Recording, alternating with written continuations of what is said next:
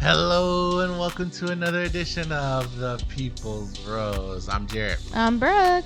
And we are a married couple, a happily married couple who love reality TV. We love to watch it. We love to talk about it. So we bought some, well, we didn't buy some. We got some recording equipment and now we're publishing it online in podcast form or video form if you're watching on YouTube. If you haven't watched us on YouTube, we are on YouTube. We're on social media at The People's Rose, and you can follow us there. This is the second episode this week that we're releasing. We had an episode about Big Brother and The Bachelorette. If you're looking for that, it's the one right before this one.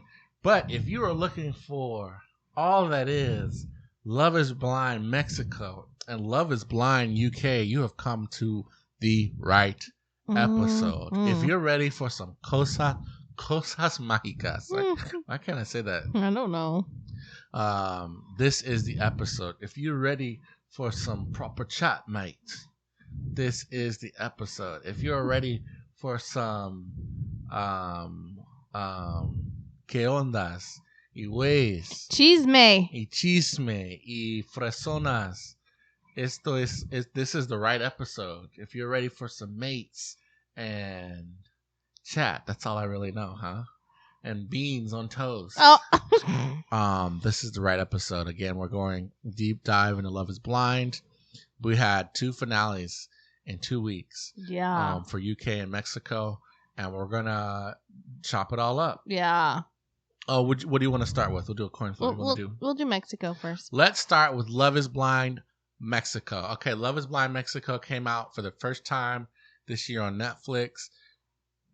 I have been longing for a reality TV show in Spanish to practice listening in Spanish. I'm sorry, I just can't watch telenovelas.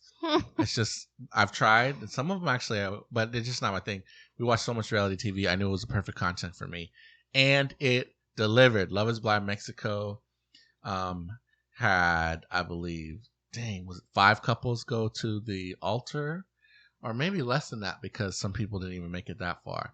And so we had a lot riding on the line in that last episode last week, and we had the results from that, which we'll talk about. And then we had the reunion episode this past Sunday, which gave us more insight into everyone's relationships.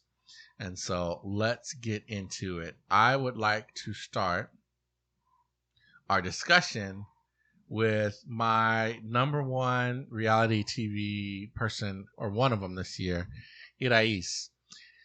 Irais entered the pods, a lawyer. Yeah. She's very knowledgeable. She's clearly driven. Successful. You have to be motivated to make it that far in that field. And so I see her already as a person who gets her way. Who's motivated to get what she wants. And that kind of reflected in her journey. Irais and ended up with Renee, but that's not. Let's examine how she got there. She had to defeat Rocio with Fernando. She had to, she didn't even care that Karen and Fernando had decided to become a pair. She was still ready to go in there and do what she needed to do. Yeah. Now that ultimately didn't work out, but did that deter her from continuing on with the experiment? No. She continues with Dr. Renee. Dr. Renee. Right? And did she let her initial meeting of Renee outside of the pods, where she saw he was a bad boy with tattoos and reminded her ex, deter her from continuing to be with Renee? No. Even after that, though, they didn't go to Tulum together. They met up and they had a relationship on the show. What are your thoughts on Renee and Irais? You know, from the moment that they met outside of the pods, no, well, not the first initial, but when they came back and they met at the restaurant, right? I could tell Renee was crazy about her. He's so in love with her. He was so all about her. And then even despite going home, introducing her to his family, they didn't know about the experiment. His family was very standoffish. They were very much like, what are you doing? Why are you doing this? And he's just like, he held his own through it all. And he was like, I love her. Like, we're doing this. We hope you support us. And his sisters were like, we can't believe you're doing this. Right. Like, his dad was basically in tears. We found out that he has had not a hysterectomy, a vasectomy. I was like, A vasectomy because he doesn't want to have kids. Also, I think he probably was out there just slinging it because, come on. Those are Brooke's thoughts. We are not making any accusations. The thoughts of Brooke are not the thoughts of the People's Rose. Go ahead. So when his dad found out that he had a vasectomy, his dad was devastated. Truly. Devastated. And then in a one-on-one of the camera, in the moment, he was like, yeah, I didn't know that, and I really want grandkids, so I'm really upset. But even Irais was like, yeah, I can take them or leave them. Like, it's okay. Kids, who needs them? Yeah. Well, I mean, a lot of people feel that way, but yeah, go ahead. Yeah. So, and then his mom did eventually kind of come around and was like, I want to be there for y'all. And right. So ultimately. And even his sisters eventually did attend. Yeah. So ultimately, I am going to say, spoiler alert, I was surprised that he said no at the altar. Yeah, okay, well, this is, okay. Okay. There's so much. We could actually do a full pod on Irais and Renee. But I'll try to make this take as short as possible. I'll work my way back through what you were saying. I'm not surprised. I told you that you were like, there's something you said, you're like, I don't know, where I was saying, what I was saying was, in response to something you said, was like, I'm actually feel like sometimes the absence of a father in your life can influence your actions just as much as of having a father. You know what I mean? Yeah. And so you were saying, oh, him and his father don't talk much, and he said that actually on the show. He doesn't contact his father much. But that doesn't mean that doesn't influence his actions. Mm-hmm. You know what I mean? And so when I saw that his dad wasn't there, and at the wedding, at the altar, I was like, this could be a no from him, because I think he ultimately would want his dad to be there for him and to support him, and him and Irais. So then you go back to the meeting with the family. Yes, that was all-time reality TV television. If you don't speak Spanish, please, I beg you to give this season a chance regardless, because that's such an entertaining interaction. Her sisters are not hiding it at all. No. They're like, you what? No. On The Bachelorette, if you're used to watching that or other Love is Blind shows, a lot of times the family's like, we're just a little concerned. Yeah. It's a little rushed, and we see that you guys have some differences. Yeah. You might want to work out. His sisters are like, bro, what are you doing? Just full force. This is dumb. Don't do this. And one of Irais' biggest thing was like, he drinks, and that makes me nervous because I have had bad experiences with boyfriends in the past who drink a lot, like heavy drinkers. And his family was just like, we party. We're a family that parties. We don't drink to beat women up. We drink to have fun. And they were just like, if you're gonna take that away from him, like we're not okay with that. They were like, don't do it. Yeah. And the mom was like, and just so you know, he loves his sisters. Yeah. And he's whipped. Yeah. So I don't know if you're jealous of that, but his sisters control him. Yeah. And that's not going to change. And I was like, whoa. That kind of has to change no matter who he marries. But the sisters are like, yeah, that's right. Yeah. Which I think is a very interesting, unhealthy, but entertaining dynamic. Yeah. They were almost smirking at the thought of like, how dare this random woman come? Which is, it is weird. In a month, thinks that she's going to marry. Right. So they were just so against it, and it was so touching seeing his dad go through all of this wave of emotions. Like when son thinks he's getting married, he had a vasectomy, blah blah blah blah. It was crazy. Yeah. And in the initial meeting, he knew that Irais had been with Fernando.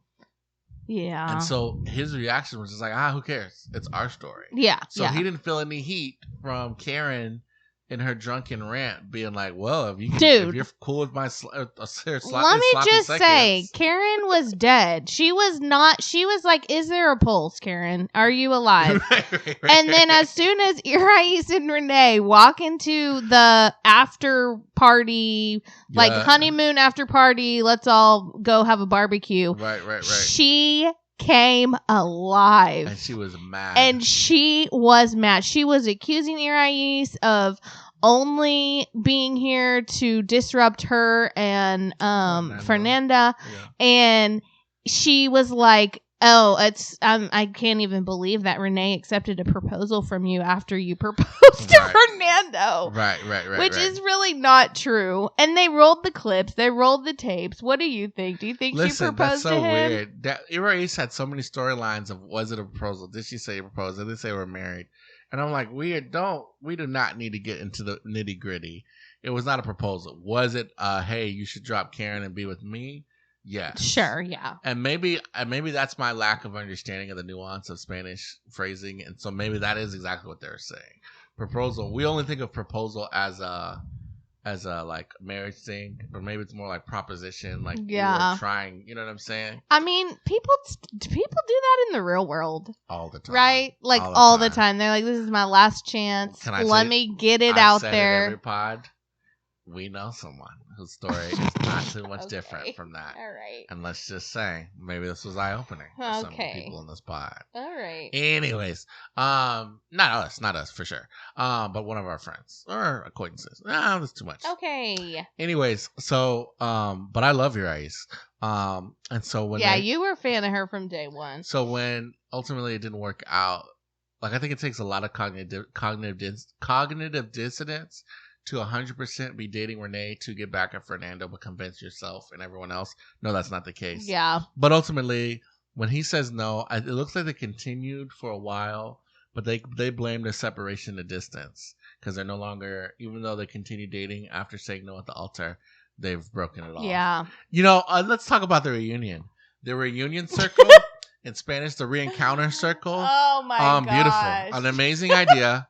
I need it on the American show. At first, we're like, this is a little cheesy. But then, we're like... Explain it. Get in that circle. So it's like, would you like the host? He's like, first of all, there's 17 hosts on the Love is Blind Mexico reunion. Which, I think Nick Lachey and... 4 to be exact. Yeah, need that help, so basically the main host is like, hey, it's time for Irais and Renee to get in the reunion circle. They had the guys on one side and the girls on the other. Right, before. Like, we didn't know. And then they also had some of the other contestants in the audience as well. Right. And then both parts of the couples would enter the circle. And it's kind of like those cut videos or those Nectar or Jubilee videos where it's like, look, if these two are still together, the circle will light up green. If they've broken up, it'll light up red.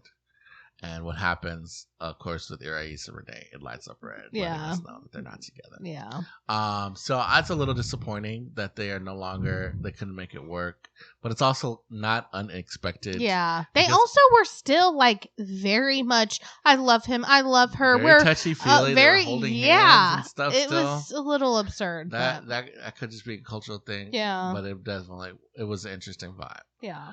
But yeah, so that's Irais and Renee, which I guess leads us straight into Fernando and Karen. Yeah.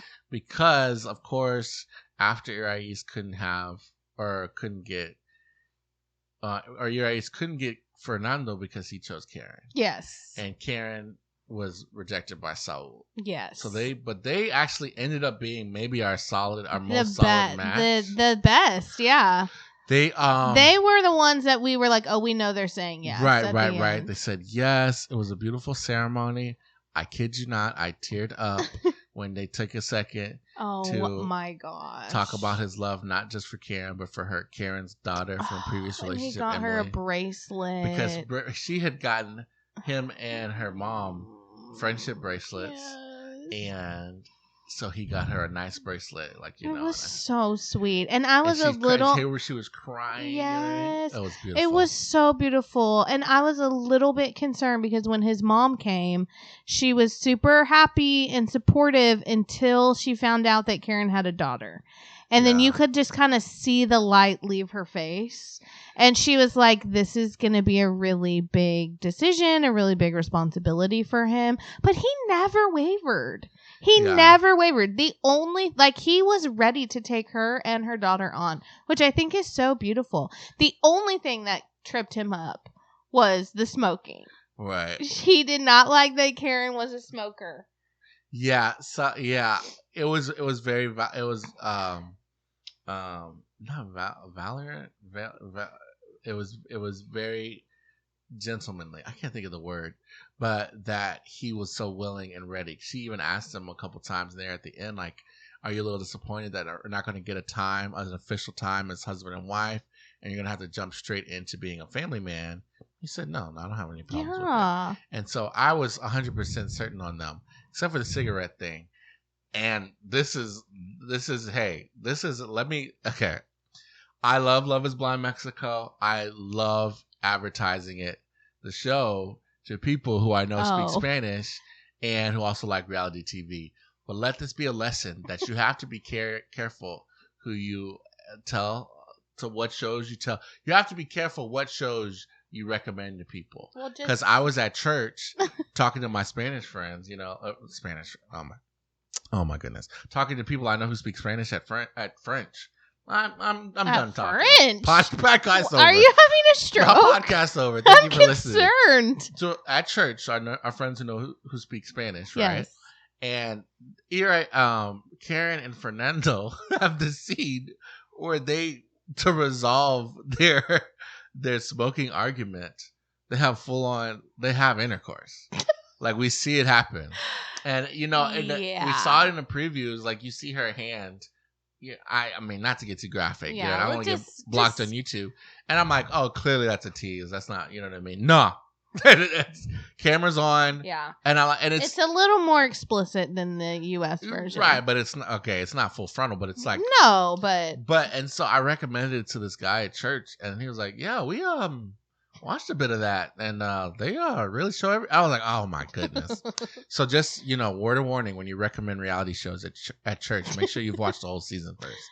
But you should still watch it. Maybe if that's too much for you, fast forward. Yeah. Okay. So Karen, Fernando, it was beautiful hearing that they had like-minded ideals, work-wise. They already had started a business that was doing well. They were successful. They were able to buy an apartment. Right. They had bought, I think she was happy. She said they bought a washer and dryer for the first time. So she was really happy about that.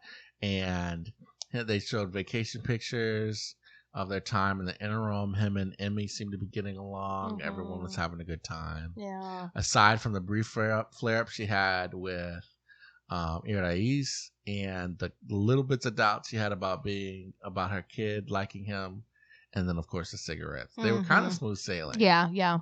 And so, I just wish them the best. Same. Okay, let's go to Willie and Francesca. Train wreck, just a very slow moving train wreck. Listen, Willie, it's time to grow up. You need to learn how to take care of your emotions. He cannot handle his emotions. Yeah, I said this in my instant reaction that I posted on TikTok. They both need to grow up because he wasn't ready to make a commitment. Yeah, and process his feelings, and she was stuck around with a guy who broke up with her multiple times, said he did not like her, didn't think they were compatible. You can't just force somebody to be in a relationship with you. But she was going to try. She called him a man with no balls. She said he wasn't an adult ready to make adult decisions. Well, he wasn't. Right, but you don't say that. Then stick around. Yeah, stick around. And maybe you just don't say that. You tell somebody they don't have balls. Yeah, so it was just a turbulent relationship. It was pretty. I mean, from the pod, she was like, "She's so certain, I'm not, but I like that she's certain, so let's do it." Yeah, like she was like really certain from the beginning, and then eventually he just kept saying his thing was, "We're not compatible," and I was just like, "What?" Yeah. Okay. And then the stuff they were compatible was like, she was saying. She wanted a man who took care of her and provided her, which actually comes up on the UK show. Yeah. This is an international concern of women everywhere. And he was kind of like, no, I think that's a little weird that you expect me to take care of everything. Mm-hmm. And these are some of those conversations that when you have come from a different place, I don't think it's realistic to get on the same page in a month. Yeah. Because more often than not, I actually think people have the same perspective. Mm-hmm. Now, there are people who are just like, I am not lifting a finger and you're providing every single thing. Yeah. And then there are some people that are like, if you expect me to provide you a cent, we are not compatible. Yeah. But I actually think most people are in the middle and want someone who will provide, but won't lock them up and not let them be ambitious. Yeah. They want someone who will take care of their kids, but also take care of the house in other ways if needed. You know what I'm saying? So but you can't do that on a dating show. You're not going to reach that same middle ground. No. But that was their whole big thing.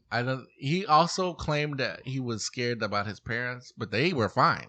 They were just like, yeah, we're if you're happy, we're happy, right? And we don't talk enough about our even emotions. his sisters were kind of like, what's your problem? Like, right. Okay, it's fine. His dad was like, we don't talk about our emotional, but maybe it's time we do. I want to, you yeah. know. And he was like, oh, okay. Hey, it was almost like, dang, I was counting on y'all. Right. He was like, I was trying to tell you. Right. But no, everybody was down. So when the wedding time came, I think it was obvious. Yeah. And her little speech was such a self-reflective. Mm-hmm. It was almost a little condescending. So then we get to their reunion, and she gives him back. Oh gosh, the family ring. It was some family heirloom. I think it was a ring. It was maybe it was a ring. It was a family piece of jewelry.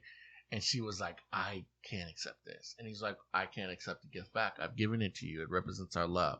And she was like, well, I don't want to be involved with you anymore. Yeah. He's like, we're not involved. This is something that happened. And so it just went back and forth until she dropped it on the ground. He's like, I can't pick it up. And the host was like, I'll take it. Or somebody. Yeah.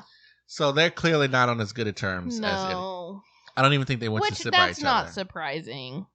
Yeah, they were just broken up. It wasn't anything crazy. But you know what? And there's a world where Francesca is one of my favorite characters as well. But because I like her like fiery, like I liked her personality a lot. Yes, and I like how determined she was. But I also was like, at some point, Willie, like, come on. And I liked her family a lot too. Her parents seemed very supportive, and her daughter was sweet. Yes. There was a lot on Love Is Blind Mexico. There was a lot of contestants, I guess we'll call them, participants that had children from previous relationships. Mm-hmm. I'd say way more. Yeah. Like on Love Is Blind season 6, I guess it was North Carolina. Jessica was like the only one, and they made her seem like she was a pariah. Right. And it became her whole thing. Like, I'm proud. Okay, let me correct myself. Like her whole thing that she was proud to be a mother. You know what I mean? Which of course she is. Of course she is. But like that was just kind of like there was 10 of those on them. Like, right. Not 10, but you know what I'm saying. Karen had a kid. Chima had a kid. Francesca had a kid. So that was not a uncommon Saul thing. had one too, didn't he? Saul had a kid, even though he got the cut short in the experiment. So yeah, that wasn't as much of a thing here, but it's still something they navigated. Speaking of that, Saul and Letty. Yes. They got cut short, right? They barely made it out of Tulum. Yes, I think she just was like so disgusted by him. Yes. Because he wanted to be super physical and she didn't. Yes. Okay, but the thing that I cannot wrap my head around is they were both at the reunion, right? And they had a little snip of them talking about how, you know, they didn't even try. Like they just were done. But she still wears her ring. She still wears her ring, and she's like, what did she even say? It's a sign of... that I can find love, and I found love. Yeah, like, what? Letty is a walking contradiction. I want to say something. I want to make it very clear. I do not want to minimize Letty's feelings of did she call it trauma? Just the way that he was over enthusiastic about touching her early on. Right. But I'm a little, and so that's not, I don't want to minimize that. She's totally valid in that. Right. But she was like, okay, I found love in the pods. And so that's what the ring represents. But the person you found it with is someone who you claim basically immediately disgusted you.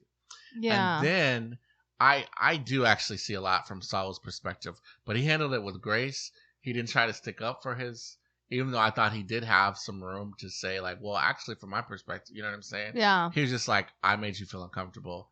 I didn't uphold and make you feel safe.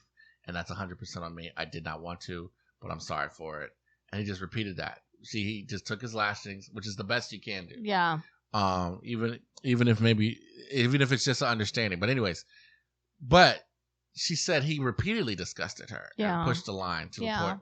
And so I was like, in my head, I wouldn't want to keep a ring. Same. You know, or maybe keep it, but wear a ring from something who came from something. But maybe that's not what she said. That's not what it represents. Yeah. But I was a little conflicted because then they meet at the party. At the party in the season, I forget what episode. That's the first time they saw Saul and Letty again, and everyone's like, "What happened?" At Sylvie's party. Yeah, Sylvie's birthday party, and she's like, they're both happy. They're like smiling, and they were like, "We met up, we talked, it didn't work out, but she's a great gal." And he's like, "Yeah, he's a good guy." Yeah. And I was like, okay, maybe I was hoping maybe they had like, listen, it didn't work out, and I came at it wrong, and I just couldn't see it, and we moved on. Right. But then and the circle back at the reunion and just come at him, which that's how she felt, and that's, he did come on very aggressively. You know what I'm saying? And who knows? She says it continued. I didn't see it continue. Right. At least not physically. We only saw the one time, which was when they first met. Right. And he was like basically taking her dress off. Which is horrible. Yeah. You're right. And like kissing her shoulder. Right. So I get it. Right. But, so I was just a little confused. But in the end, they were another couple that didn't work out. Yeah. Then we also had Gerardo and Fernanda. They're the last couple? No, Chima and Sylvia. Yeah, okay, let's do Fernanda and Gerardo. I actually saw them as contenders. I thought they were going to make it. I thought they were going to be a power couple. That's what I thought was going to happen with them. That is not at all what ended up happening with them. I saw the cracks from the jump. You know what's so funny? I forgot to tell you about this. Just jumping ahead to one of the problems. She's a big dog person, and demanded her dog be inside, right? Mm-hmm. And so you and I were watching like, well, okay, like that's a little weird that you would break up with someone if over that. Yeah, she literally said, if my dog cannot live inside, it's a deal breaker. Right. And so he said, okay, that's fine. But I have 2 dogs that are outside dogs, and they can't, they have never lived inside. So I need like time. At minimum 2 weeks to transition, you know what I'm saying, to the inside or whatever. At least my dogs. No, I think he was saying he thought his dogs were going to fight with her dogs. They are inside dogs. His dogs aren't inside dogs. His dogs are outside dogs. But in the end, they showed a picture of him with his dog in bed. Right. But I think that was him just instigating. Oh. So my point on this, when I brought that up, is like, we were watching that like, wow, she's weird. But I was talking to one of my coworkers, and they were just like, I cannot believe that Gerardo was trying to make her dog stay outside. Oh, like, he's such. And I was like, oh, okay. I guess there's more than one perspective to this. But listen, I'll tell you right now, and I'll admit, I am not a dog person. I'm not an animal person. Mm-hmm. So this is a thing that I cannot relate on. But I believe that could be a deal breaker for people. Absolutely. Yeah, definitely. I get it, but it was. I mean, it goes beyond that. The thing that I knew it was going, when I knew it was going to go south, was when she got livid that he did not tell her goodnight one night. Yeah. He just fell asleep and did not tell her goodnight. And she just thought that was like just the worst thing that he could do. Like, he doesn't care about her and all this stuff. And to me, that's a jump. Like, they weren't even, from what I understand, I could be wrong, they weren't having like an argument before or anything. It just was like, truly was just like, he didn't tell her goodnight and fell asleep. And so then he was like kind of confused, and she was like mad. Yeah, it was a lot. Then there was the fitness thing.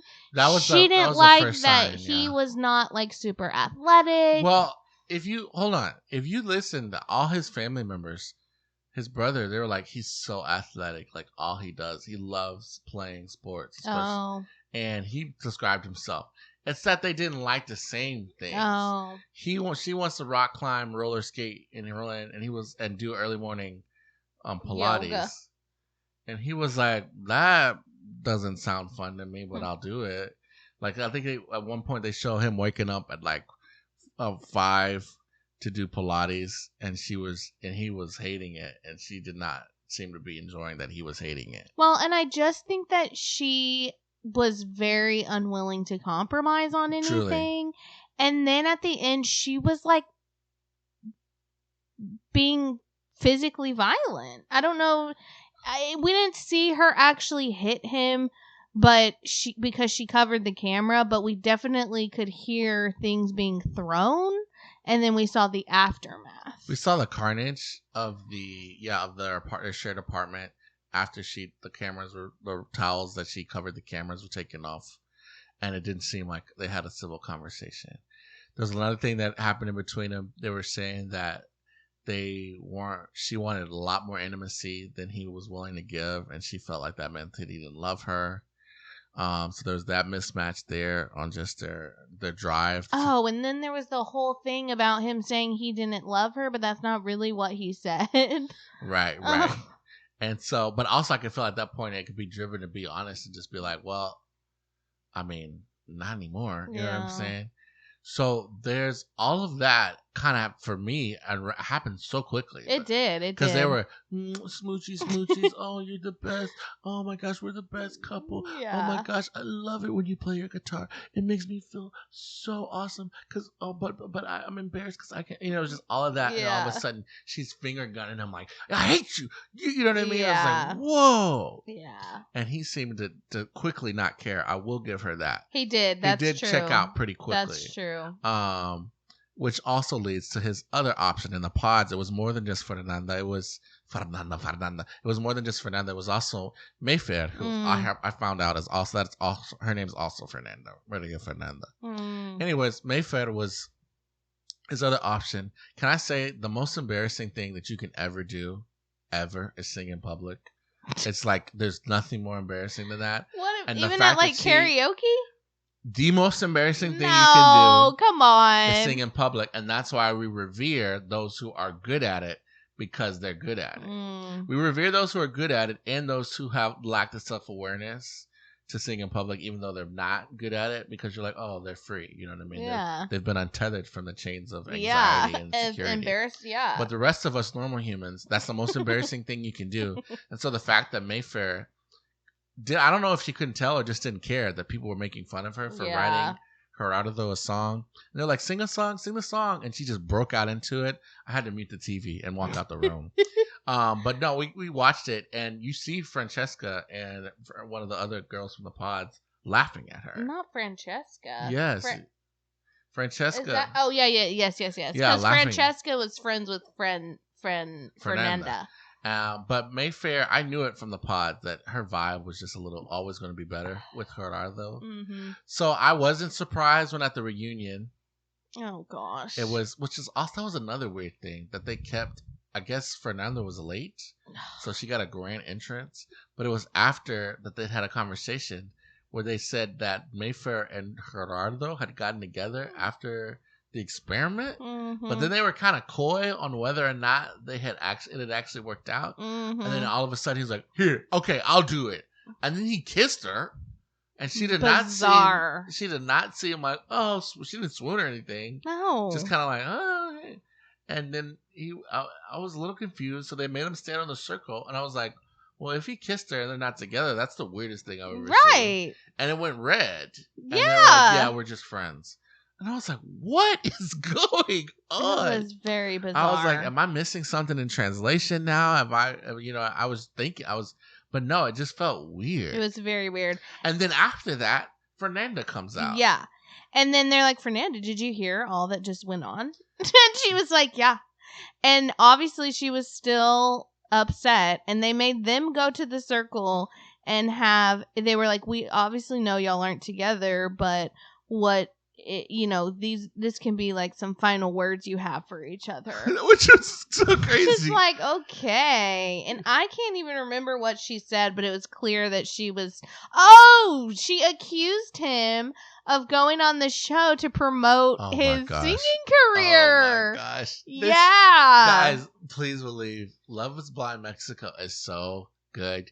every single one of these couples deserve their own hour-long pod breakdown of Yeah, this. for real. To accuse him of being a singer that came on the show for Celebrity, I thought his answer was great. Yeah. So many times on American reality shows, the guys or the girls who do that are like, no, it was for true love. I was writing those songs for you. Gerardo was like, yeah, duh. I was like, I told you I was a singer. I brought my guitar out all the time. I said I wanted to advance my music career. Is this why are you shocked? Why are you saying? And she was like, oh, well. And he's like, yeah.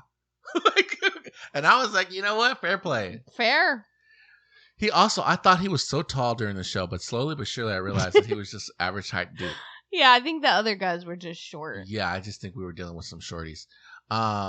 So that was their story, which leaves us with Chima, and Sylvia, which were a couple that I think were beating the odds. Yeah. Even for the entirety of the show. Yeah. Everyone doubted them, except I guess the viewers, because I believed in them. I didn't. And okay, maybe it's just me, because also my coworker was like, "Oh no, I never believed it." I didn't trust him. And maybe that's knowing a little more about the cultural context of people like Chima. It leads to more doubt, but I had none, and so I was like, I will say though, I will give you this. He really did appear to be very into her. And even on the honeymoon, they were like, Chima, this is not who we would expect you to be with. And who was it that knew him from the past? Francesca. And she was like, I know who he's been with in the past, and she looks very different than that. And he was just kind of like, I'm into her. I like her. She's sexy. Like, you know, and they had good chemistry. Right. The one thing, and I do believe it. It was true, but if you'll remember, his brother says this is kind of par for the course for him. He falls in love fast, and he gets super involved really quickly, and then for whatever reason, it doesn't work out. Yeah, and that was pretty telling. Very telling. Well, and then we started to see the cracks at her birthday, because then they kind of went in on him again. And he was like, oh, well, I didn't like the dress she wore or the eyelashes she had on when we first met. And she was like, excuse me. First of all, it's my birthday. Right. Second of all, don't say that. Don't say that. Yeah. You know, there's a prime instigator. I forgot his name because he wasn't a main character on the show, but he was apparently in the pods. But it was almost if Chima had already gone around telling the guys. Yeah. Because you see him smiling. He's that like, could be hey, true. Chima. Tell us again what you thought about. That could be true. And he was an instigator, because I was like, why would you ask that? Yeah. And then Chima was like, no joke, just straight face, like, yeah, eyelashes could have been better. Yeah. And then when he got pressed on, he's like, listen, I'm an honest guy. Your eyelashes were messed up. You were toe up from the flow up. The dress was ugly. I had to say something. Yeah. It's like, bro, really? You don't say that about your fiance. Yeah. So. And if it happens, say like, oh, you're so beautiful that even like the style isn't what I normally go for, right? But you changed my whole opinion because you looked marvelous. Yeah, do something like that, right? He couldn't do it. No. So, which he just was like, you know, I'm just honest, but you're beautiful. I love you. Right. You know. So and she accepted it, but you saw a little bit from her too that she was kind of like, okay, yeah, but kind of hold it in her back pocket, right? So when they got to the marriage, who knew what they were going to do? They didn't really do anything. They just grabbed each other and ran off. Yeah, they were like, "We're going to do this our way," and just left the altar together. Yeah, and his mom was like, "I'm not entirely sure what happened." Yeah, I'm waiting for clarity. His mom was pretty tough. Yeah. She was like skeptical of Sylvia because of her job, remember? She's like, I think she should have a real job, basically. Right. Which, you know, yeah, she just said it wasn't sustainable. Yeah. And then, it appeared that they were going to stay together. And I'll say this, too. Chima has a child who's only like 13 months old, right? At the time of filming. The time of filming. And Sylvia was all about being there for that baby, which I think is so amazing. Right. And not a lot of women would be like, no, that's too young. There's too much baggage, like too much drama. I'm not going to do that. But she was all about it. And let's talk about Sylvia. I don't know if it's a cultural thing, and maybe I need to stop saying that, but she's just a normal, beautiful woman. Yeah. She's labeled herself as a curvy model. Okay, I don't know all the breakdowns of modeling classifications, but the fact that it became such a storyline, like, I don't know if her body type is the type he used. Yeah. I'm like, what? She's like, duh. She's a tall. No one was talking about her being tall. It was all about, but it's not like we're not talking about Fat Albert here. Yeah, We're not even talking about like some of the plus size models I think of in America. Yeah. They're not even. She wasn't even that big. No. You know what I mean? She was just bigger than him, and he's short. Yeah. So like most women they are. were basically the same height. Right, out of heels. Yeah. And so I felt that was very unfair that became a storyline. Same. Yeah. So yeah. Anyways, they get on the reunion circle. It lights up red, and she's not in the touchy feely I love you. You know, all season they were pretty just like the fun loving, ha giggles, fun times couple, and she had really switched up her tune at the reunion. Right. Like, you could tell she was salty and not happy about something, and it really seemed like she was blaming him for the end. Yeah, it was, you know, she brought up quite a few things that upset her about it. She brought up the wedding again, not the wedding, the birthday faux pas that he did, which of course it was deserved that he for that to get brought up. But just in general, it felt like she didn't feel like he was truly committed to her. Yeah. And to the process. Right. And I forget they said why exactly. Oh, she said, and they said there were things that he needed to fix that were going to take too much time to fix, or that he couldn't fix. They didn't get into specifics, but that didn't involve her. The fix wasn't a thing she could be involved in. I'm like, is he a secret agent on the run from Algerian? You know what I mean? Yeah. Like terroristic plot. Like, no, what's going on? Right. But no, it was some personal issues that led to their breakup. Yeah. She was not happy about him. Yeah. But I'm glad she stood up for herself. They all seem to no one seemed to hate each other except for Francesca and Willie and Gerardo and Fernanda, and Chema, and maybe not so much. I don't know. Yeah, I don't know if they hate each other. I don't know if they're going to be... Well, they said they're friends, but it was kind of like, we're friends. Yeah. And I don't think so. No. So actually, it's just Karen and Fernanda. Yeah, they were the only successful And Rais and Renee seem to be chummy. Yeah. They might be... Anyways, so that was that. Those are our couples. The reunion, great. I like that it was a little different pace than the American one. And I know the hosts were fine. I thought they were okay. I love that they brought in who seem to be people who are a little more accustomed to hosting a reunion show. I've forgotten their names, but just think it's like they brought in Andy, what's his name, Cohen, even though he's in trouble. Andy Cohen and someone else. I forget. He's in trouble. I didn't send you that TikTok of what he sent to Brandy Glanville. Oh. Yeah. So it was a good season of Love is Blind Mexico. I really hope you enjoyed it as much as we did. Should we wait to talk about UK until we see the UK reunion? Because it's coming out Monday. No, let's talk about it now. Okay. I want to talk about it now. I got something to say right now. Okay. And there's a microphone in front of me. All right. So let's get into it. Love is Blind UK. I've decided to do this total interview. No. This total podcast. Please spare us. In my authentic accent. Okay, that's horrible. That's horrible. Dang, I really don't have a British accent anymore. No, you don't. That's unfortunate. I don't think we should be doing accents. Okay, you shouldn't be doing accents. Let's get into it. Love is Blind UK.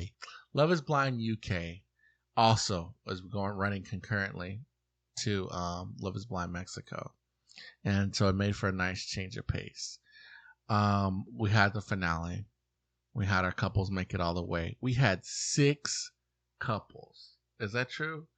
6 couples make it to the end, and we had to see the alter decisions. Yeah. So it was jammed-packed to finale. Well, can we just say, out of 6 couples, we saw 3 marriages? 3 marriages. That's a record for Love is Blind. Yeah, I think they've had 3 on the American before. I think they've had 3.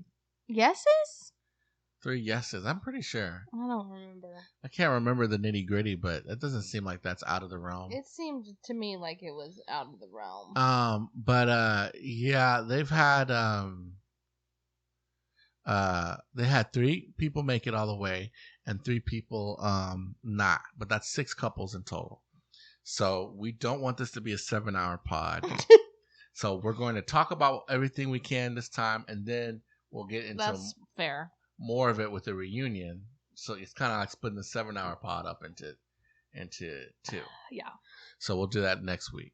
Okay, but let's talk about let's do a yes first. Okay. Let's just do it in the order. Sabrina and Steven. We can make this quick. I think from the beginning it was like they're cute. They like seemed each like other. A great match. They seemed mature. They're not going to let these things get in the way. They had obstacles that if they didn't want it to work out, they could have stopped them. Yeah. She was a little bit more serious, I think, than he was. Serious in, like, personality-wise. Yeah, serious. Yeah, but... Which I'm not saying is a bad thing. I'm just saying it just... I don't know. They just seemed... Yeah. It's not like he was like a prankster or anything. No. They seemed like a well-fit. His friends were very brutally honest, like, this is crazy, but if y'all like it, good thing. I can't even imagine. He said he hadn't even told them that he was going on the show. Yeah, so imagine your mate goes off. Yeah. You're like, and it's not weird to not see your mate for 4 weeks, you know what I mean? Well, but one of them was his brother. And remember? But it's not weird to just not see your brother. Okay, but they take their phones away. And if I hadn't heard from my sister in 3 weeks... a text, a call, something, like we would be out looking. Like, that's not... Well, they get their phones back after 2 weeks. Is it 2 weeks? They do 10 days in the pods, and then I think they do a week in Tulum. So 2 to 3 weeks. It's the same time. Who cares? All I'm saying is if you're one of my loved ones... contact me. At least let me know you're going to be off the grid. Get in contact with her. Okay, so yeah, and then her family... was a little apprehensive, but they liked him. I think, yeah, they were like, well, we've seen you sad before. We've seen you heartbroken before. Right. So we don't want to have to go through that again. But it seemed to work out. Everyone seemed to like each other. We weren't really doubting it. If we were maybe feeling like it's possible they do let's continue to date but not get married, but we're like really into each other. But no, they did it. They got married. Beautiful venue. Beautiful ceremony. Everything was beautiful in that place except for those...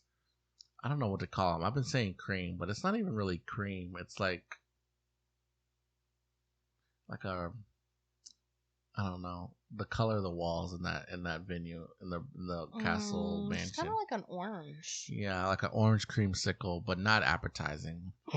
And they have the black marble. Yeah, that really dark marble. But not everyone got married there.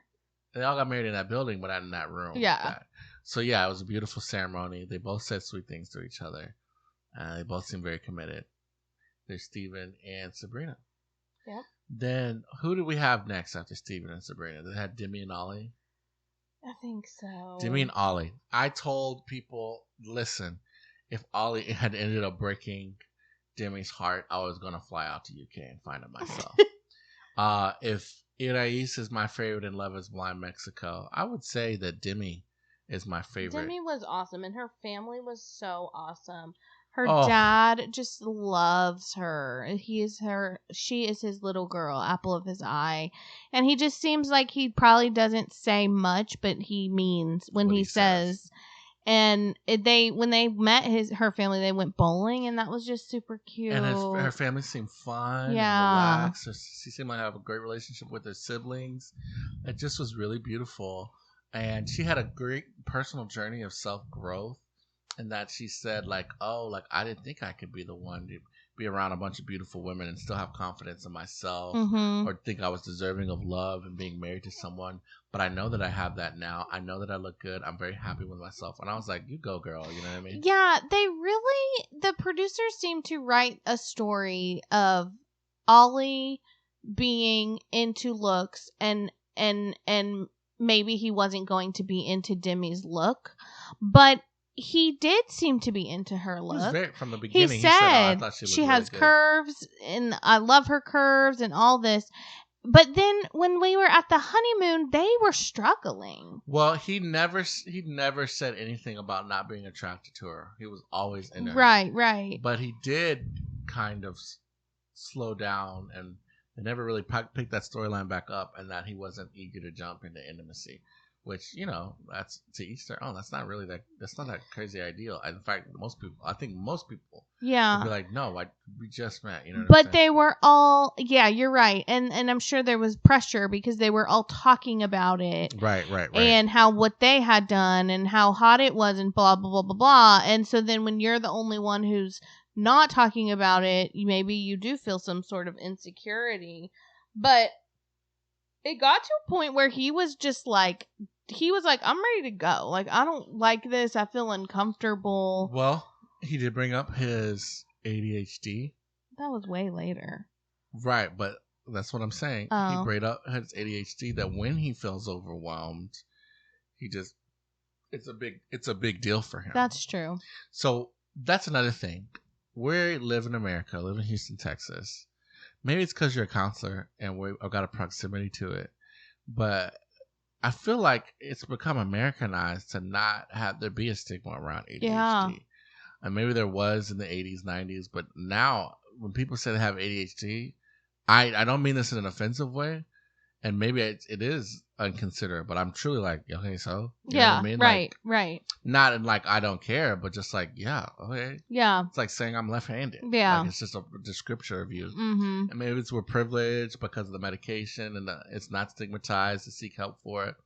But a common thread on Love is Blind Mexico that had with UK is that it like had a whole segment on ADHD. And they explained what it was. Yeah, I think it's called TDA, the acronym in Spanish. Yeah. Because Letty has it, and it was like a reoccurring thing. Mm-hmm. She said it's very cute, and I was like, oh, wow, you know. And he had it, and you're right. They had to explain it and what it's like living with it. And he was like, I've only told, like, literally, they sat down, and I said, oh, he must have ADHD, which I am a counselor.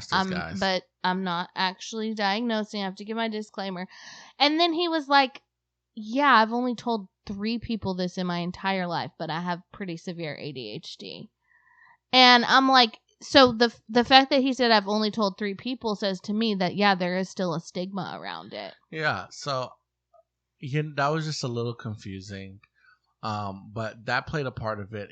It was overwhelmed because his ex, Catherine, the person he also had a relationship with in the pods, was there and wasn't ugly. You know what I mean? Yeah, true. But I think looking back, he knew what Catherine would look like. He said, oh, I figured I know exactly type of girls that go to that club. Yes. And he said, did you look how I expected? He's like, you look exactly how I expected. Yeah. So it's not like, oh, I picked the one least attractive one. He knew. The kind of girls he was picking. Yeah. I think he was just kind of overwhelmed. I think maybe in the past he's picked girls like Catherine a lot. Oh, definitely. And he was like, no, I'm grown and I need something different. And not to say that Catherine is a horrible choice, but for him, she wasn't suited. And I also do think he should have handled it a little better with how he went about still feeling attracted to Catherine. For sure. Into her. But that all happened. We had Jasmine sick on him, and he didn't like that. So I think he was a little turned off. Yeah. Why? What was Jasmine even doing? She was like grilling him, like, you're either into her or you're not. Which he was like, yes, I'm into her. Like, what more do you want from me? Exactly. I forgot about that. I felt he was very clear that he was like, I'm into her. I'm just a little, it's a lot, what's going on right now. And she's like, well, are you into her? He's like, yes. Are you into her? Yeah, that's a little dramatic, over-exaggerating, but that's what it felt like. She just, yeah. Well, we see where Jasmine might get those tendencies from. We'll talk about that. True. But long story short, Ollie, Demi. And I think she actually did think she was trying to protect her friend Demi. Yeah. But Demi didn't want her to do that either. Right. Like, that's you need to have your friend's permission if you're going to do something like that. Right. And still not be maybe not go so full force about it. Yeah, I agree. Yeah, so I was going to be upset if they didn't work out, but they didn't get married, but it happened in the best way possible, and that Demi made a choice for herself Yeah. that she knew what she was deserving of, what she needed to commit to someone as a Yeah. wife and as from them as a husband. Yeah. And her and Ollie weren't there yet. Ollie wasn't there. And so she was looking forward to continuing on, but hey, and I think that's amazing. I do too. To acknowledge, I love you, and yes, I do want to be with you, but this is what I need. Yeah. And I need to see you get there before I commit. And if you can't, you know what I mean? At Yeah. least show me the steps you're taking. Right. Or the real commitment, then we're not going to get there. Right. I actually think she might have said yes had he not ghosted her for 3 days. Yeah. That is inexcusable. As much as we've been easy on Ollie, I'm like, what was that about? Yeah. That is not okay. So basically they had 3 days where they had moved out of the apartment before the wedding. Right. And she was like, yeah, it was pretty telling that there was like no communication. I'm like, oh, yeah, that's not a good look. Yeah, and that could simply be a thing like him being like, I don't text or call anybody. Like when I get alone me time, I don't talk to my mom. I don't talk to my brothers. For all we know, that's how he is. Yeah. And they need a second to be like, so what was that about? But at least communicate that. Well, maybe they didn't. That's all I'm saying. Maybe at that point they hadn't had time to get to that. Yeah. You know what I mean?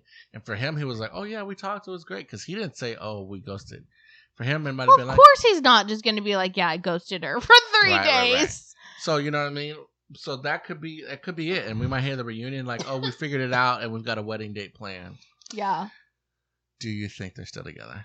No. I don't think so either. I don't think he was ready. I don't think there was something about him that was holding back. And I don't know if it's like an immaturity or just like I don't know what it was. It appeared to me that he loved attention. He definitely loved when he got all the attention from the guys in the pod. And then when it was like negative attention on the honeymoon, he hated that. So it was like, it's almost like maybe he wasn't getting enough attention in his marriage. But then it was like, well, you have to also give her attention. And I don't remember when she had her friends over and he kind of clammed up a little bit.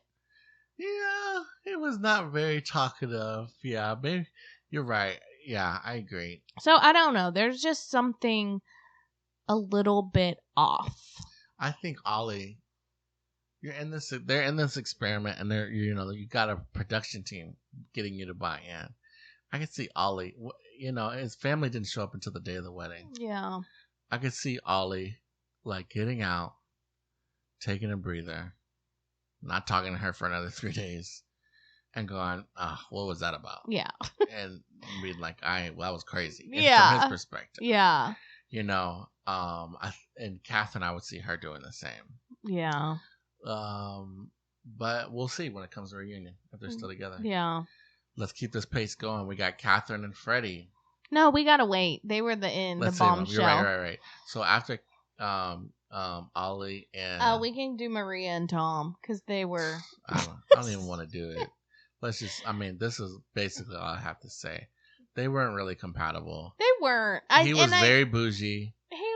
Well, I don't think bougie is the word. I think classist is the word. Oh, you know what? Thank you. I agree. I think because he told her, yeah, I wanted to give you a chance in the real world after I found out what your job was. And then it was like this whole big thing. The other thing was she wanted a man to provide for her. Right. And he was like, no, you need to work too. He said, I need my wife to work. Yeah. Not need like he needed the money, but like he wanted a wife who worked. Yeah. So I think it just comes down to value issues and classism, honestly. And it was sad because Maria's father has passed and he, obviously wasn't there, and she was like really feeling it, and her mom was there, and her mom was so open to Tom and so welcoming and was just like, please, take care of my daughter, basically, and love her and call me mom. Yeah. And then he dumped her. Yeah. It's interesting. I do think class is an accurate description. We don't have much knowledge about the separation of accents, when it comes to associating them with class and wealth, and when it comes to British accents. But we saw people saying online, like, "Oh, it's so obvious he picked Maria over Tash initially in the pods because Maria has a posher sounding accent than Tash." And so taking that into account with how he feels about jobs and people working, to think it's not a stretch to think that colored his views on who he wanted to be with. If someone sounded like they were a little upper crust as opposed to someone a woman of the people. So that was it. I never expected them to get married. Me either. I'm talking about to the honeymoon. I remember him sitting. I can remember the scene where he was sitting, and I was like, "Oh, these two aren't gonna work out." I'm surprised. He answered. She didn't answer, but she seemed like she was gonna say yes, and I'm a little surprised by that too. I think. Well, he answered first. Yeah. Which I think gave her the leeway to seem like she was gonna say yes. True. Because I don't think she was gonna say yes. True. She was crying. She was sad. She was emotional, but not in a happy Sabrina way and Steven way. And then like, oh gosh, true. This is about to be a hard thing that we're about to do. Yeah. That's truly all I have on Maria and Tom. It'll be interesting to see if they are friendly at the reunion. I doubt it. Or if they're kind of like Willie and Francesca, where they've even more set in their differences. Probably more of that. So we had Maria and Tom. Then we had Bobby and Jasmine. And they're also a couple we believe in and rooting for. But honestly, I think they're my favorite couple. They're a great couple. I love them. Oh, wow. I think, and I have not said this really while we were watching. Yeah. Jasmine, she's a little firecracker. Definitely. And she kind of reminds me of myself. She's also gorgeous, okay? Gorgeous. When they first got back from from Corfu? Yeah, Corfu, whatever. We're not rich. And from Greece. And they got their phones and their internet access back. She pulled out a laptop. I was like, "What's this?" And it was a video he recorded 4 years ago or whenever of him. What was music video. How'd the song go? I don't remember, but we can look it up for the next pod. Yeah, and he's of course like dancing on a yacht, and there's girls in bikinis. On him and stuff. Yeah, and I'm like, that's not a big deal. But she was kind of like setting expectations, like, don't do this. Basically, don't think that you're gonna be with me doing this. And he was, and he didn't have any problem. He was like, it was a long time ago. Like, okay. Yeah, he definitely was, and she seemed very much into him. They only had one big obstacle, and that was, of course, the tornado that flew in from the Philippines. Her mother, who demanded to be involved in her life. Yeah. And basically had some tough questions. Her mom was also a firecracker, but maybe even a firework. Yeah, okay. What's the difference? I don't know. So anyways. That out. That's good. In fact, that's a TikTok. So yeah, looking back, the moms and dads that come on this show and give their kids a lot of grief for getting married in a month on the show are made out to be villains. Yeah. But it is like, I just met this guy that you're going to marry tomorrow. Yeah. And I only have the next 24 hours to advise you on it. Yeah, I'm going hard. Okay, but she was out of pocket. She literally said, she's like, people who are uneducated are hard to have a conversation with. Yeah. She's like, what's your education like? A relation? Oh, no, you're at a conversation with. Yeah, she said people who are uneducated are hard to have hold a conversation with. Yeah, and then that she was like, "Oh, I don't know if you make enough money to live in London. That's very expensive. Or provide for my Or for daughter. my daughter." She said, "I need you to tell me about every little fight you have." She's like, "No, that's not good for the relationship." I will say, before they met her, Jasmine was like, yeah, my mom's really tough. Like, she's probably going to come in hard and, like, lay it all out. And, you know, and I was kind of like, oh, Jasmine, like, give it to him with a little bit of, like, Right. it's going to be okay. I'm going to be there for you, right? Because she didn't really, So they didn't show her saying that. I was like, you have to say, you can't just excuse your parents or your family and be like, they're bad. So what? Right. So I was concerned going into it. I was like, oh no, like, is Jasmine going to be on her mom's side, you know?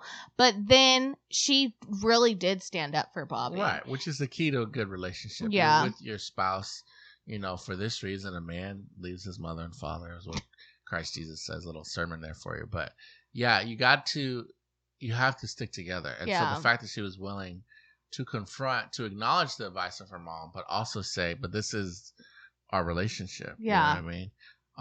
I think was a great sign. Yeah. Even said that, even that said, I was a little worried the wedding day. She was very nervous. Because she was like, she's like, my mom, we had another conversation and she just harder. Told me all of her concerns. And that was off camera. So imagine that.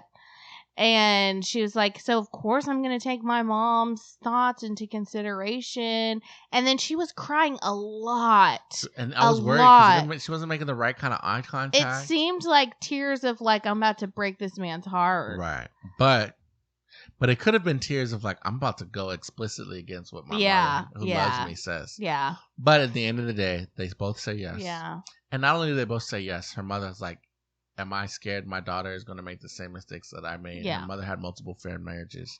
Yes. But looking and seeing how happy she is, how could I not be happy for her? So I love my daughter. She told Bobby that she loves him. Yeah. And when Bobby was like, oh, I'm going to take care of your daughter, she said, I love you. Yeah. You know what I mean? Yeah. That's a big sign. Right. To say to your child's partner, spouse that quickly, hey, I love you. It's like, it's a sign of I'm on your side. Ultimately, even though I might be in the nitty gritty and like noise you don't like, you know what I mean? Right. I do ultimately feel like she's got Jasmine's best interest in heart. Oh, yeah. Some parents are controlling, and it's because they're egotistical narcissists who want to live vicariously through their children. And if they don't want it, their children doesn't get it. You know what I mean? I don't want you to date that guy. Not because I don't think he's right for you. I just don't want him. You know what I mean? Mm-hmm. And I don't think that. I think she was just concerned about Jasmine's well-being and her long-term love. Yeah. So that was beautiful. They had was it them that had a really beautiful? No, I think it was Benaiah and Nicole. They all had a beautiful venue. Yeah. But the florals in Benaiah and Nicole's wedding. Beautiful. Went ham. Well, so then they had at the reception, they were dancing and it was like all romantic. And then they played Bobby's song and they were all getting down to it, dancing. Yeah. It was super cute, super fun. Yeah. But Bobby also had like 17 brothers and sisters. But they all seem very close. But I think some of them were cousins. Okay, I was exaggerating. It was kind of a joke, tongue-in-cheek joke. Okay. But they all seem close. They all seem very sentimental. Yeah. I love that when a family can be close and united. Same. And express vulnerability. Yeah. Yeah. So, anyways, so then Benaiah and Nicole. A little more rocky of a road to get to their love story. Benaiah is another one, though, that once they were out of the pods, you could tell how much he loved and rode for Nicole. Yeah. I think what's made these relationships successful, the ones that were the men who were in love. Yeah. Truly. Yeah. Fernando in Love is Blind Mexico. Steven. You can tell he loves Sabrina. Yeah. Bobby, just smitten by Jasmine. What's his name? Benaiah. Yeah, Benaiah. These ones that are successful because I think they all have that in common. Yeah. Jared and Brooke even. So yeah, Benaiah was when Nicole initially broke up with him, we found out last week that he went to Germany to visit his family. Mm-hmm. And they said they'd never seen him that sad. Yeah. It was kind of scary how sad he Yeah. was. But then Nicole and him, they reconcile, picks himself back up. So I was a little worried when Nicole met his parents, Yeah. his mom and sister. Yeah. And I guess I was having trouble reading his mom at first. I was like, uh-oh, is this going to be bad? But no, they were very welcoming. Yeah. Very supportive. Right. They loved Nicole. Right. And his sister was even like I can tell, like, right. there's loved Nicole. something special here. I, at that point, was still very shaky. I did not trust her. Nicole, there was something almost, not, I don't want to say standoffish, but maybe she was a little guarded because she's been married before, because she had this stuff with Sam. I think she was a little bit guarded. Yeah, and I said this when we were watching. She's like the opposite of Jen from The Bachelorette, who I felt communicated very clearly, was very good at expressing herself. And Nicole sometimes I felt was the opposite. And yeah, she's not a great communicator. Yeah, I didn't really understand some of her points. Maybe it was the editing thing, but yeah, so. However, she did say at the wedding day, her two concerns were he's used to this like nomadic lifestyle. What if he feels trapped? And that I can understand. But I can't remember the other one. Well, she's been married before, and so she needs to know if he's really ready to be committed. Yeah, through like the hard. Right. So that's had going on. They had the Sam drama, which we didn't actually record an episode where we talked about. Have we not talked about the Sam drama? Yeah, him bringing up that in the pods, but not outside of it. Oh, him bringing up about her wanting to sleep with him. Really, you're right. It was interesting. His motivation. I think we don't know. I think I come on the side of that. Sam never meant it from a good place. No. Sam did not strike me as a guy who's like, I'm just looking out for you, Benaya. Yeah. I believe more that he was trying to hurt and how he was characterizing that interaction. But Benaya handled it in a great way. He said, do not talk about my fiance. Yeah. Like that. No matter what. You know what I mean? Bringing that up without her knowing, her consent. You know what I'm saying? And that was a thing, too, that tells a lot about Benaya. He wasn't mad about that. He wasn't, or at least we didn't see him be mad about the fact that maybe she wanted to be intimate with him. He was mad about the fact that Sam would tell her private business like that to potentially hurt him when really you're just hurting her. Right. And it was really telling of why Benaya treated Nicole. Yeah. So we didn't have any doubts about Benaya, I don't think. No. My only doubts were Nicole in that I felt like maybe she just wasn't feeling it or wasn't ready. Yeah. But no, they had a beautiful ceremony. It was very small. It was very small, like maybe 20 people total. Her dad couldn't make it. His family couldn't make it because his grandfather was sick. Yeah. But it was beautiful and it was intimate. And they had like a dinner at this like huge table, which I thought was really fun. Yeah, and they both said yes. Yeah, said I do. They're committed to each other. He had really beautiful. He was one of the guys that had really good vows. Mm-hmm. Bobby had immaculate vows. Yeah. When I thought that there was a chance Jasmine was going to say no, I was like, how do you say no after that? And maybe that's why. No, I'm joking. But he had good vows, and Benaya had good vows. Bobby had really good vows. There was another guy that had good vows, I had thought, or maybe it's Demi's who had good vows. I don't remember. But that was always such a telling sign when they did the like, do you say I do? And they go, I love you, and like, oh. Yeah, that's the kicker. Which had happened with our final couple. It also appeared that they told the person who said no to leave. Yeah. Which is different from America. Mm-hmm. You always see when like the person who got dumped leave. Right. Right? So it was really actually unfortunate because then you're sitting there alone at the altar and you just got dumped. Yeah. It was so interesting to see the reactions of that. Demi, after that happens, she goes and leaves and her dad follows her. And he gets up. He like excused himself. He's like, "Oh, I'm just gonna go check on her." He sits and he was like, "Oh, we don't have to talk. I just want to be." That was so. And it was so sweet. He just said, "I'm proud of you." Yeah. It's like she said. He's like, "If you're happy, I'm happy." Yeah. And that was beautiful. Catherine's dad, which we're about to talk about, did the same thing because you know what happened. Freddie says no. Yeah. And he goes, but she didn't want consolation. She said she felt numb and wanted to be alone. Mm-hmm. And I almost wanted to reach through the screen and be like, girl, you need your dad right Yeah. now. You need, like, you don't even know it. But this is like, one, you just don't get that often too much with parents anymore. You're both adults. Yeah. You know what I mean? This is a chance where if there's any chance for an adult woman to be consoled by her dad, it's getting turned down at the altar. Yeah. Like, come on, girl. Right. But let's talk about Catherine and Freddie. I never thought they were getting... I just thought it would go down differently. Well, yeah. We thought never she would say... saw... We just saw previews of him bawling. Yeah. And his friends consoling him. Yeah. And then her walking out, right? So Right. it was kind of obvious that they weren't getting married. True. That's true. But it was like, but what is the story? Right. So he's a funeral director who is kind of a homebody, and she is I forgot her profession. She likes to party. Now, She likes to go out. And she's bougie. She said she was bougie. Now, people, yeah, she does like to party and go out. But, I mean, she's got clubs she likes to go to.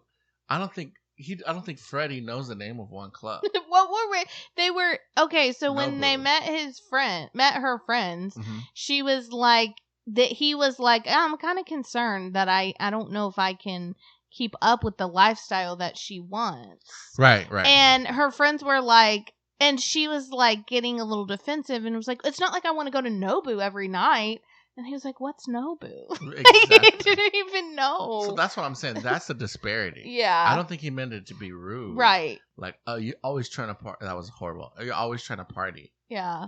She was just like, not really. Like, I don't party like that. You know what I mean? I'm not a girl that needs to party, even though that, I think, remains to be seen. Right, like we don't really know her lifestyle, but we know that his lifestyle is chill and she's not as chill. Right. He was laid back, relaxed, and joking. And when he tried to be like that with her, she's like, why are you joking all Which the time? really bothers me. I'm What's wrong with you? sorry, but that bothers me. I don't know if that was just like that day she was in an irritated mood, and that I can understand, but it just was like that really dimmed his light. The rest After of the show, that moment, he was not jokey, laughy, Yeah. smiley. He was and even serious his face. sister was like catching on to that, like, you are not yourself with her. Exactly. She's like, don't change. You know what I mean? But I think he loved her so much that he was like, okay, yeah, I need to be serious. Yeah. And she didn't even seem to notice. She didn't be like, oh, you're not sure, you know what I mean? Yeah. Now, let's also talk about changing yourself. He was joking, laugh, and she didn't like that. But she went and flirted with Sam. And was all touchy-feely my God. with Sam saying, like, he looks like my ex. And oh, my. That made me so upset. yeah. Because when they. So they're at this one of the parties, right? And she kept saying, oh, Sam looks like my ex. He looks so much like my And ex. not like, oh, wow, he looks like my ex. She's like, oh, my gosh. Yeah. He looks just like my ex. And Freddie was just kind of like, knock it off. So then Freddie says something about some other girl like, oh, being yeah, she's there a good pretty. Girl. And Yeah.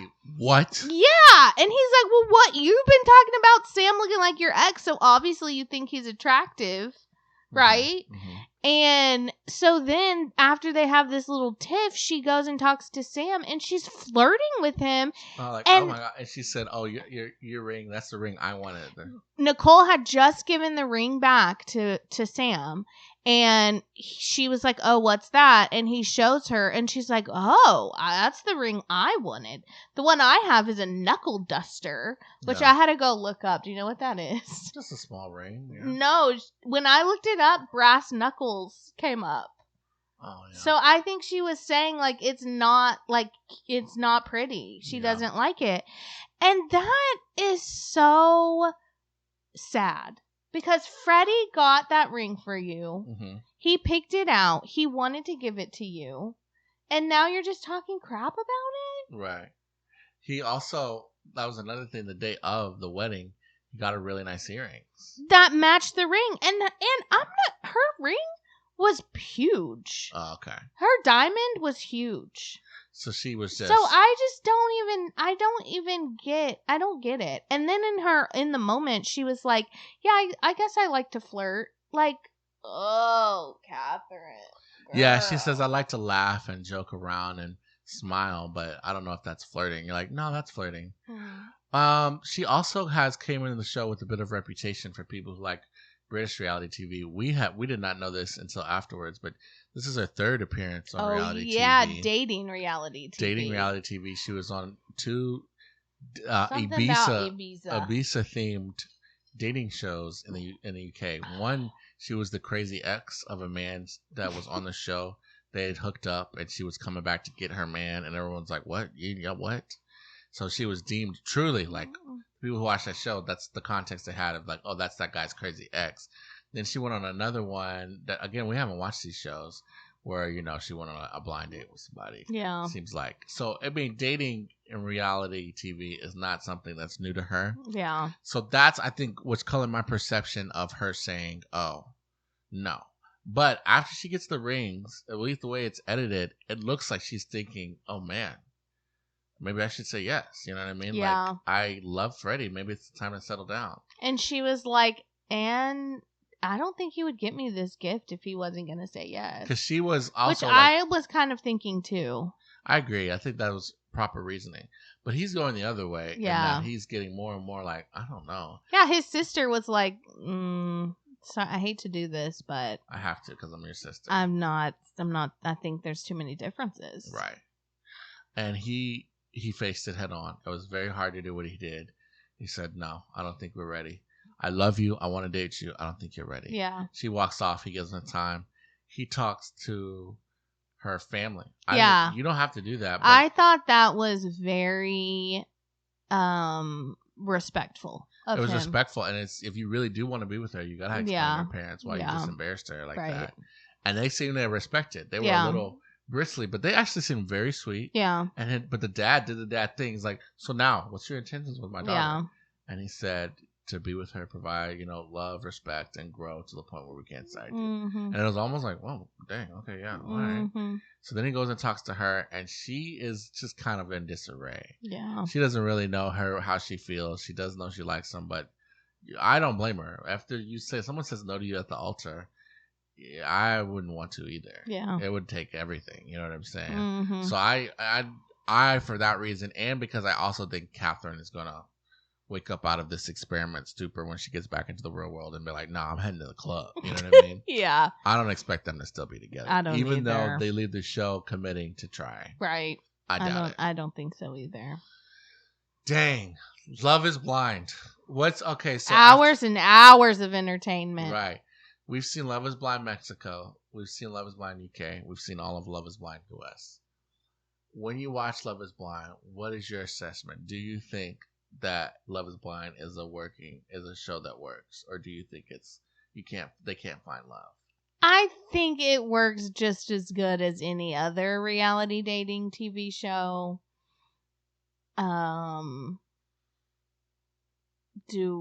Does that mean I think it's the best mode? No. Does that mean I think it's the worst? No. Yeah. But if you look at I'm neutral. I feel like it can work. If you look at the numbers of contestants, because we're just thinking about the couples that match, but the total contestants on the show, most of them don't get engaged. Yeah. But the ones that do get engaged, they do. And then of those people, some of them do. But the ones that do happen, it lasts. Yeah. It truly lasts. Here's what I think it comes down to. The producers have yet to cast just a butt ugly person. Yeah. They wouldn't do that.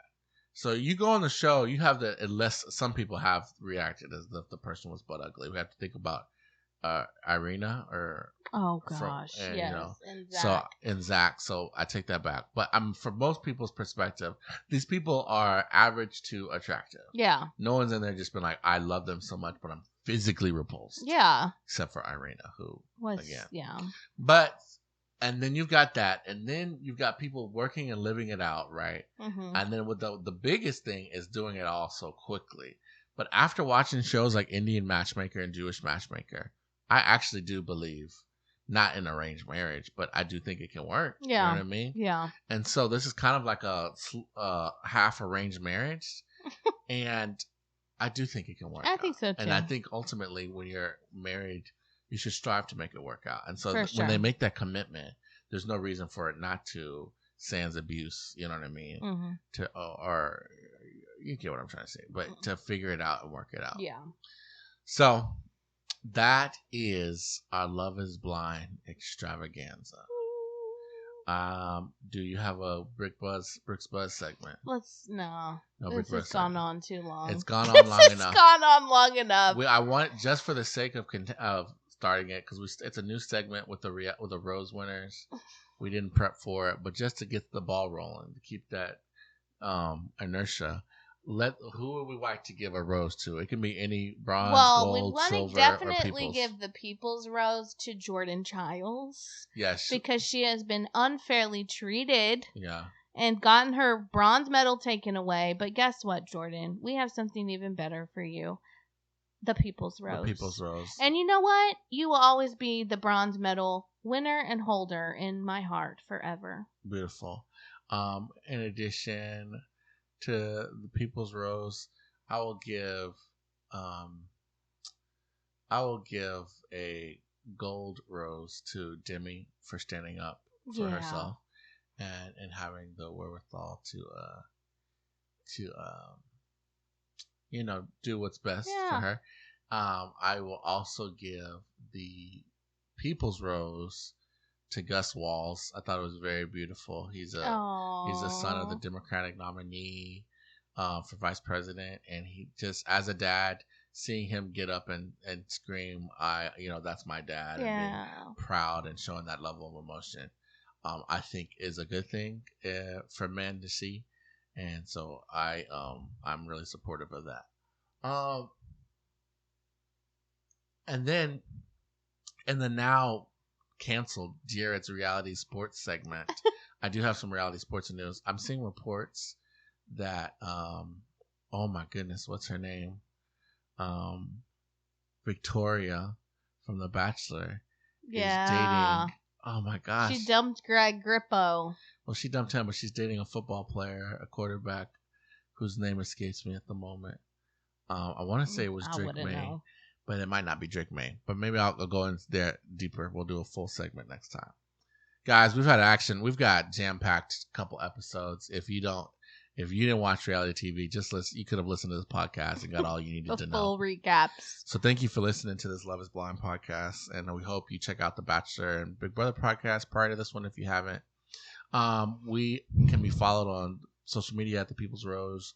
You can look at our beautiful faces on YouTube at The People's Rose, or TikTok and Instagram, and just subscribe. It really helps us out on both YouTube and on the podcast platform of your choice. And we just gotta say thanks for listening, guys. We're slowly growing, slowly but surely growing. 10 years, baby, we'll be there. Yeah, 10 years. We'll have our 10K in 10 years. Okay.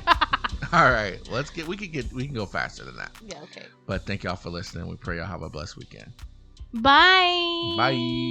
Peace out.